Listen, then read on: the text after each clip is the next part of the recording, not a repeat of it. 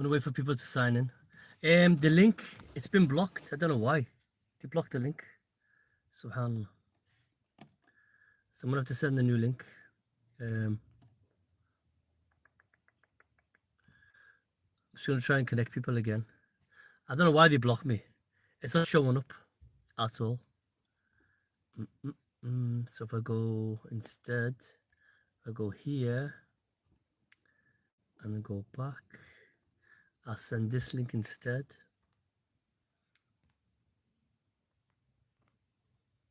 I'm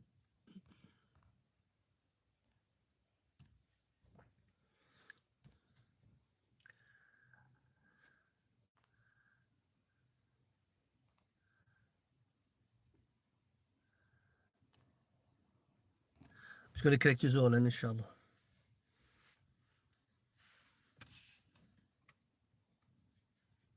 Assalamu alaikum.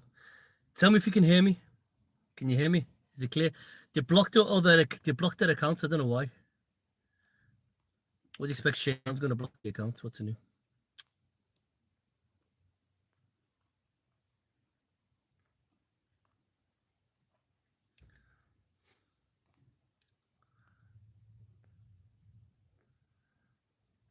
Okay, I've got one person on.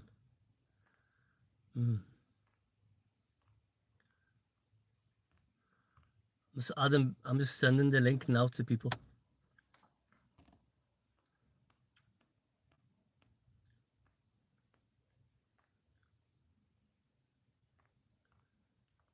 Got 3 people online. That's good.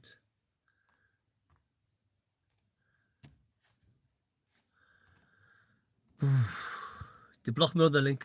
They blocked that link that I've had live. I can't get into it. Don't let me get into it. So I've sent, this is a new link, inshallah, new live. I'm just sending the link to people now. So 3 people up to now. That's okay. 3 people is good. It's good. Better than nothing. Can you hear me? If you can hear me, like send me a message. Tell me that you can hear me. Assalamu alaikum. One person's got through to me. Kevalal, you okay? Hold on, who else needs it? That person. So 3 people online. I don't know even if I can tell who's not even online. Hold on. It's changed completely. It's not like it used to be, subhanAllah. It was a lot easier back 2 years ago when I was doing it. Now they made it all fancy and complicated. Here.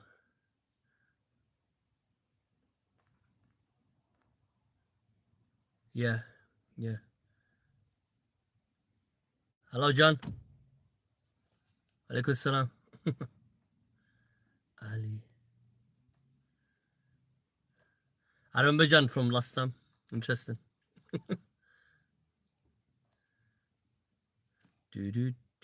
Who else do I need to send it to now? Oh, mashallah. Okay. I know who that is now. Okay, send it to him. Oh, hold on, I'll send it to him. Or them. Send it to that one. Send it to him. Okay. I think it'll start, inshallah. Hopefully people will click onto the link. Where is? Let me search him. And send it to him. Yeah, I've got it, mashallah. I know who it is now. Assalamu alaikum, Am. You okay? SubhanAllah. I've only just first day live, subhanAllah, and they're already blocking me. Even my account, I started a new TikTok account. I've only had it like 24 hours, and my account's under review because because they know that the number of people who are following and reacting, it's crazy, subhanAllah. It's just absolutely mad. I'll show you, inshallah, so you can see for yourselves. So they're using an excuse. They think I'm a bot. They think I'm AI and that it's fake. Some kind of pathetic excuse. But they allow all the accounts with pedophiles, and they allow the accounts with gays. They allow the accounts with all the stuff promoting LGBT. They allow all of that to happen, but they won't allow like someone who's trying to talk about what's decent, talk about what's right, morals. They won't allow that. No, no. What's good? They're not interested in the good anymore. So I think that's it. Khalas, everyone's got the account now.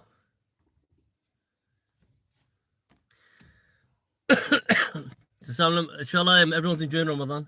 Yeah, good. Anyway, if anyone joins late, you can watch the live. Gets automatically, it gets changed to it gets saved as a normal video. But when you go in the tabs, you'll have videos and you have live videos. That the ones that are live and the ones that are saved. So you'll be able to find them in the tabs, inshallah, in YouTube. Khalas. So what's the point of this now? So I've got a lot of complaints. People saying to me like, can you hear me? Is my voice clear or not? If it's not clear, I'm going to change the microphone. I've got a microphone.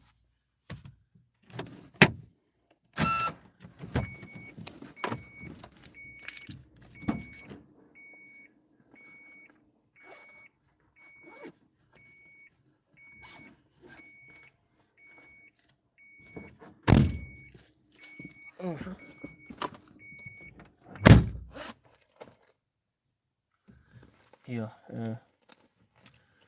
put the microphone on, inshallah.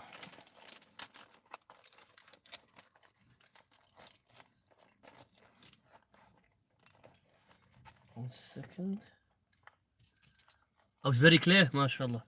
Should I use a microphone? I'm going to try the microphone. Tell me if you think it's, is it clearer or not? SubhanAllah, I've had this microphone for 2 years hidden. I've been planning this day, mashallah. The last 2 years to come back. They probably thought, these idiots probably thought I could give up. Don't realize that, no. The first time was a test run.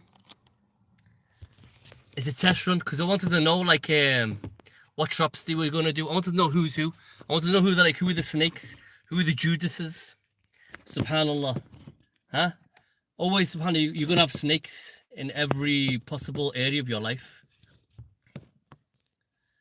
Khalas. I think I have to sit at an angle. I'm doing it in the car, so like I'm moving around. And I've got like this thing that, so for tracking purposes, no VPN. I've got like a tracker thing. So if they try to see where I am in the world, it's actually it's showing that I'm located in Israel somewhere. So it's kind of good, mashallah. I learned it from a friend of mine. So while this is running as well, I've got I don't want to put seatbelts on. I'm gonna also run this on Instagram because Instagram do a live feed. So I've got Instagram account with people on as well. So I'm gonna be talking to Instagram. So anyone who is having difficulty with this one, they can get through my Instagram account as well. I'm gonna go live on that now, inshallah, if it lets me. Yeah. Live. So now I'm live on Instagram as well. So anyone's listening to me on Instagram can see me too. Okay, so I'm gonna start. Khalas, okay, what's the purpose of this? So people are trying to work out like is that clear? Assalamu alaikum. Is this clearer or shall I go back to the way I was before? Yeah. If it's clear, message me, inshallah. If it's not clear, just tell me, inshallah, okay? So, right, so what's the purpose of me doing what I'm doing? What's the purpose of what I did last time? So if anyone remembers, the last thing that I did, it was a tester. So basically, you haven't seen nothing yet. That was a test run. I wanted to see like what would happen. And subhanAllah, I learned a lot. See, like what you call it? If you're gonna do something in life, whatever it is, you have to first of all make a plan. Speak to people about it, so you get like advice. In Islam, we have shura, so you meant to go and ask people who know. So I went and did the research. I asked the people who know. Then I did that test run. I set up the YouTube channel. I went straight into Masjid al-Rahmah.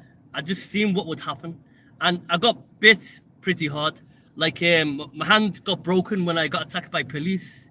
I found out there's corruption. Obviously, we already know corruption in the police, but I know which corrupt police officers were linked to Masjid al-Rahma.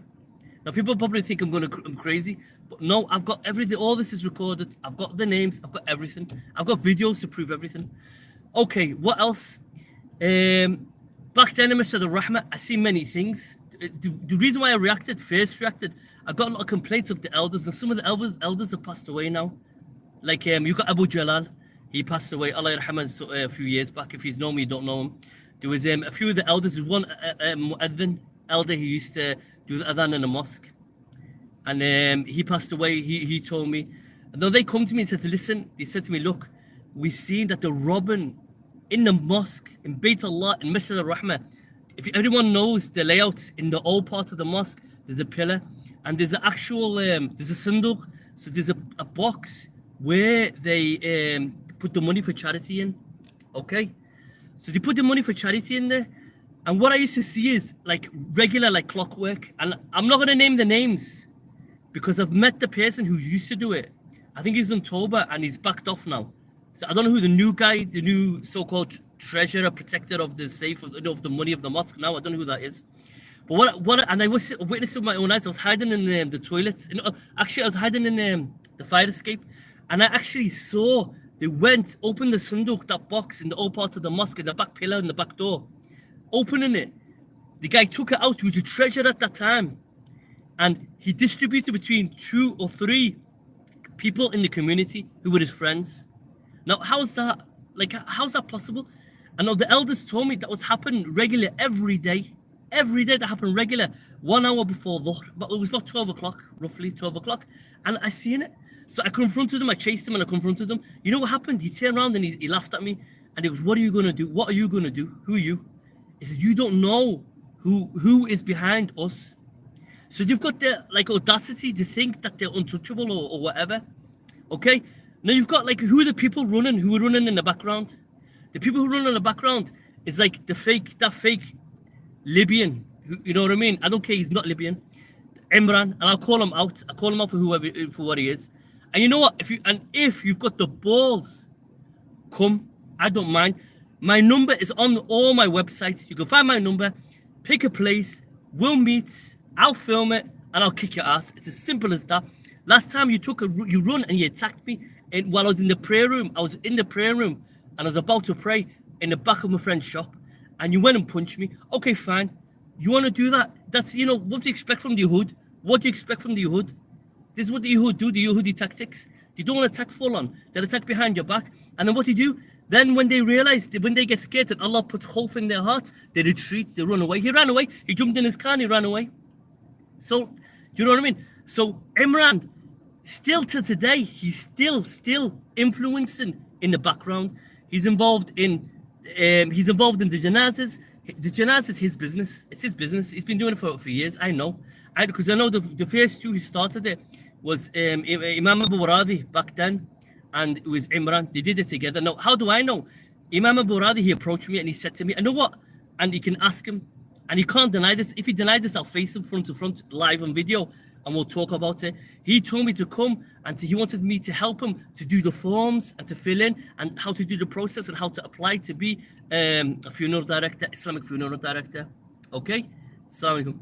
So this is what happened, subhanAllah. This is exactly what happened.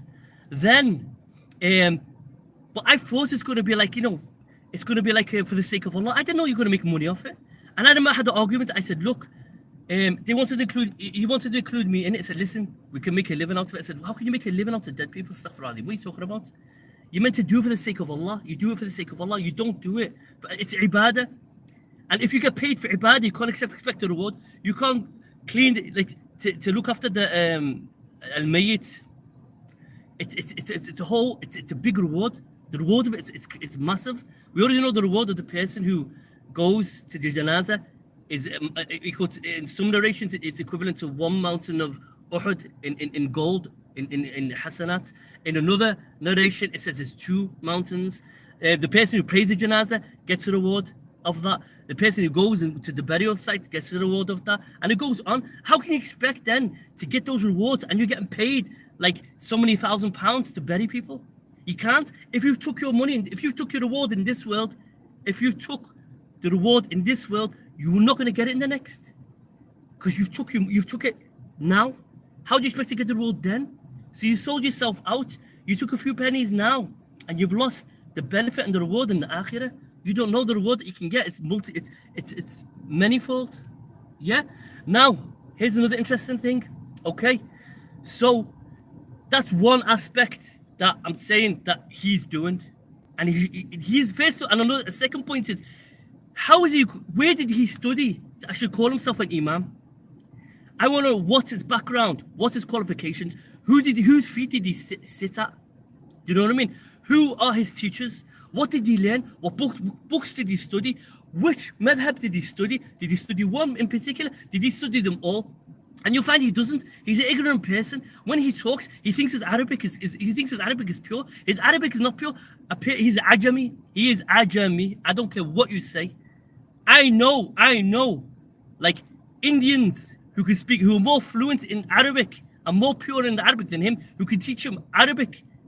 You know what I mean? Better than the way he can speak it. Now what you'll find is a lot with these like so-called self-made shuyukh, they'll tend to tell stories. So they're always talking about the Hayat al-Sahaba, which you can get in any book. You go online, you can listen to a talk and just regurgitate it. You can just say it. Do you know what I mean? But it's different. It's a different thing completely to sacrifice your life for the sake of Allah, to be a student of knowledge, to be talib al-ilm. To be a talib al-ilm, we already know from different narrations. They say a person who goes to seek knowledge in the path of Allah. They said that the fish, the fish make dua for him. They say the birds, they make dua for him. They say the angels make dua for such a person. Do you know what I mean? So where has he gone to study to do these things? Do you know what I mean? Like, I'm going to upload many videos. In one live video, he actually said that there's a fatwa, and he said that he followed it himself when the COVID happened, when there was lockdown. He said that it's permissible to pray Jama'ah on the TV box. So there's a TV box. Mecca's praying Maghrib. It's allowed for you to pray Maghrib with the Imam in Mecca with the television. And I'm gonna load that. That's not my imagination. I've got the video, and I'm gonna load it. I'm gonna slowly drop video by video until the point where you're gonna say, listen, this guy is a joke. He's a complete joke. Like, most importantly, what's his intention by spreading this like misconception or this deviation from the deen? Like, we already know that bid'ah, al-dhalala is min an-nar. Okay? I've got to drink my tea. I like my tea. So I've got shai here. Good. We already know that bid'ah, it's from an-nar. It's from an-nar, okay? So, what kind of Islam is he pushing? Like, we see these days what Saudi Arabia is doing. Now, we shouldn't be surprised. What's going on in Saudi Arabia? They're preparing for the Dajjal. And I don't care what anyone says. They're getting ready for the Dajjal. We shouldn't be shocked. Oh, so Saudi Arabia, they banned iftar for Ramadan. So what? We knew it was going to happen. Oh, Saudi Arabia banned the adhan to be allowed loud adhan in the streets. We already know that. Saudi Arabia have built cinemas in the Saudi Arabia. They built cinemas, yeah. That's not an issue. Cinemas, okay, fine. You can have cartoons for kids, whatever. It's the fact that they've allowed pornographic movies in those cinemas. Saudi Arabia then, what? They're allowing these devil worshippers like friggin' people like Ariana Jinnia and bloody probably Madonna probably would have been back in the day. She would have been invited to Saudi Arabia. They're allowing these, I'm sorry to say it, Gahab, devil worshippers, you know what I mean? To go and to sing and to do a special event in Mecca. How are you allowing these devil worshippers to to go in? First of all, you're not allowed for the non-Muslims. I'm sorry, I don't care. You agree, you don't agree. Forget non-Muslims. It's not allowed for non-believers. Because you can have believers from the Christians, Ahl al-Kitab. Ahl al-Kitab, you can marry from Ahl al-Kitab, which means they should be allowed in Mecca. So the people who believe in Allah subhanahu wa ta'ala, they're the ones who allow them. The believers. Mecca is for the believers. Medina is for the believers. It's not for the Saud family. It's not for the what you call it, the dodgy political people. You know what I mean? The different representatives, the jail presidents of the world. It's not for them. You know what I mean? And especially, it's not for these pop stars who, in your face, there's one concert, and a friend of mine is going to get me the video. He said he's seen it. One concert, you see this woman, this musician, right? And she's singing, and she's wearing devil horns. She looks like a shaitan. So she's showing her true nature. And then what she's saying, she's singing these words. What are the words she's singing? She sings, what she says, it's something like, oh, and I am your God, so bow down to me. She's doing that in Mecca and Medina. How are we as Muslims allowing this bitch? Because she's acting like a dog, so she's a female dog is a bitch. How are we allowing this bitch to actually do these things? Shouldn't be allowed. It should not be allowed. Do you know what I mean? Why the South sending their children? They're sending people to go and study all around the world. But not going to study because they pay for the certificate. And I got the proof for that. It was happening in here in Liverpool. Many Saudis were coming here. And they were paying for particular individual to write their PhDs, and they'll go back with PhDs. They never studied anything. But what did they come for? There's proof. And even like, subhanAllah, even my dad sent me a video. I said, look at this.